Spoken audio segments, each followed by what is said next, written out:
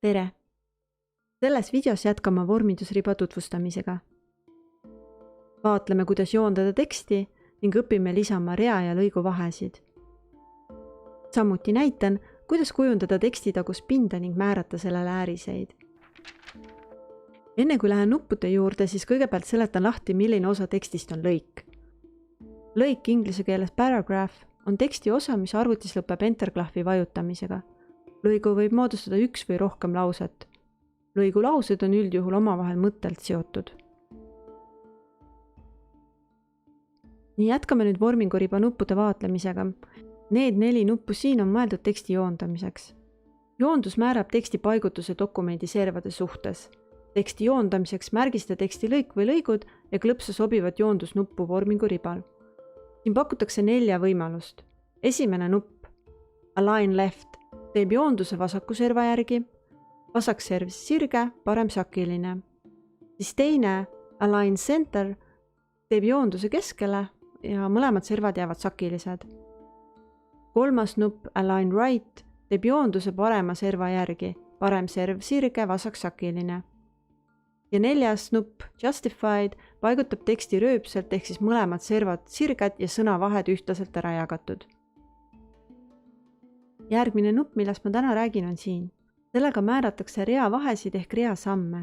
Inglise keeles kannab nimetus set line spacing. Reasamm muudab teksti paremini loetavaks. Tavaliselt kasutatakse õpilastöödes 1,5-kordset reavahet. Liigume nüüd lõiguvahede lisamise juurde.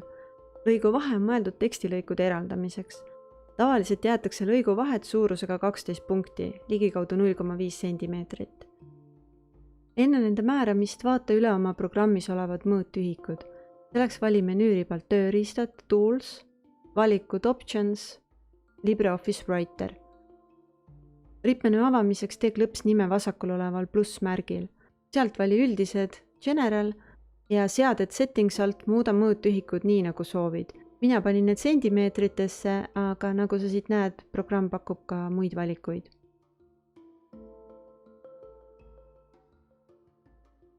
Lõiguvahede määramiseks tuleb teha kogu teksti hiirega lohistades aktiivseks.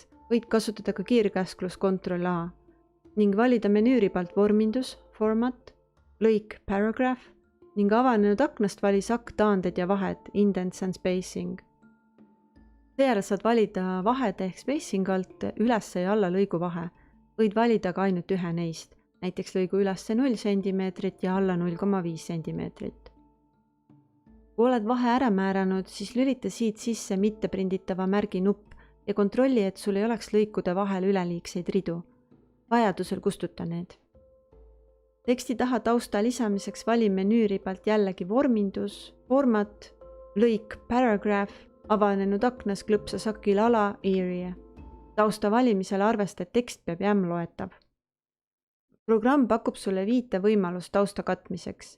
Esimene valik puudub, none tähendab, et tausta värvi ei ole tekstile lisatud. Värv, color alt saad valida taustale tooni. Siin käib see samamoodi, nagu me teksti tooni juures juba vaatasime. Üleminek ehk gradient pakub 2 või mitme tooni vahelisi üleminekuid. Siin on nüüd väga palju võimalusi, millega katsetada. Sama puudutab teisi järgnevaid nuppe. Bit raster ehk bitmap paneb taustaks pildi, näiteks pilved, muru, puit ja nii edasi. Muster ehk pattern, siin saab taustaks valida mingi mustri.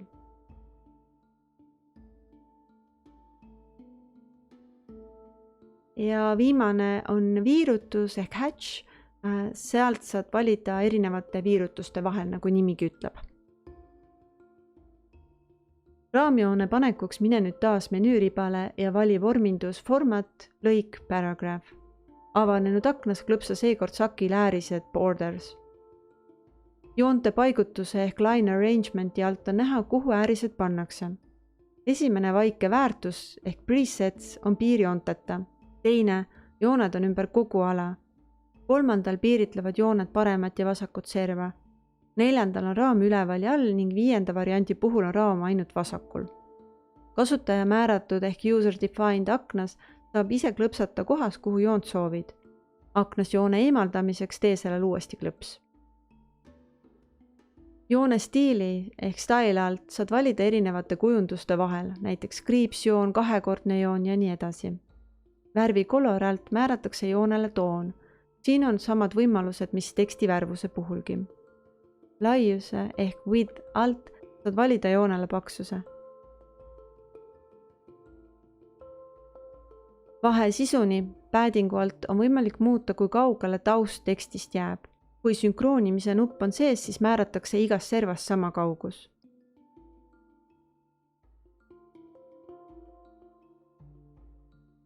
Nupu varjustiil ehk shadow style alt saad lisada raamile erinevatesse külgedesse varju, määrata varjule kauguse raamis ning lisada värvuse.